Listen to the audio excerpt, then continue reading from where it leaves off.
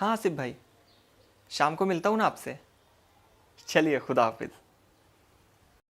तो आजकल मुसलमानों की वाणी बोली जा रही है, हरे कृष्णा भी तो कह सकते हैं।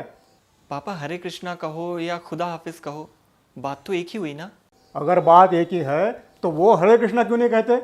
पर पापा, मुझे कुछ नहीं कहना है, तुमको जो सही लगे वही करो। आज खुदा हाफिज कहा, कल जाकर नमाज पढ़ना।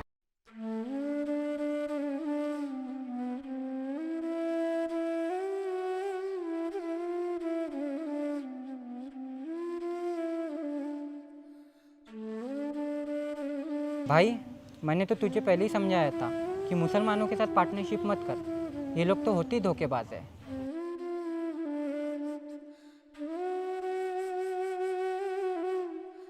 अस्सलाम वालेकुम भाई। वालेकुम सलाम भाई। ये लो। क्या है ये? प्रसाद है मंदिर का, राहुल ने दिया था। भाईजान, अगर प्रसाद की इज्जत नहीं कर सकते, कम से कम बेइज्जती तो ना करे। तुम जैसे लोग ही हमारे कौम के दुश्मन बने हुए हैं। मंदिर का प्रसाद खा लेने से कोई कौम का दुश्मन नहीं बन जाता। एक बात याद रखना, ईश्वर अल्लाह एक है Ram Rahim.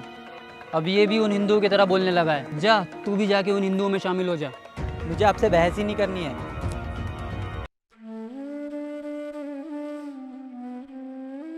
India is my country. India is my country. All Indians All Indians are my brothers and sisters. are my brothers and sisters.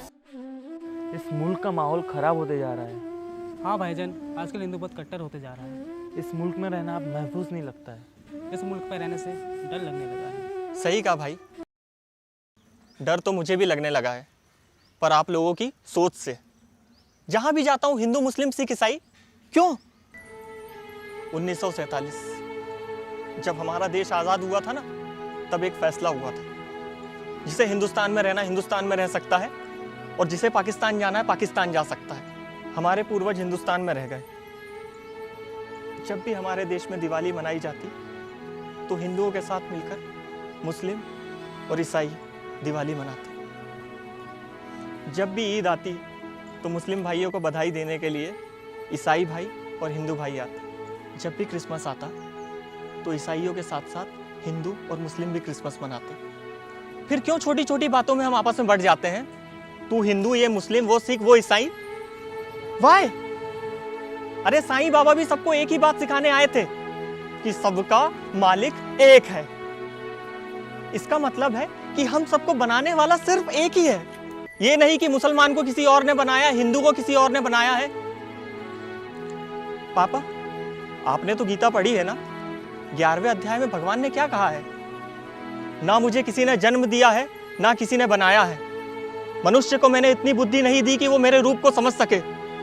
संसार की समस्त जीवित मृत वस्तुएं सब मेरा ही अंश है। मैं जब चाहता हूं इन्हें बना देता हूं और जब चाहता हूं इन्हें मिटा देता हूं। भक्त मुझे जिस रूप में भी बुलाएगा, मैं उसी रूप में उसके साथ रहूंगा। पर मैं आप लोगों को क्यों समझा रहा हूं?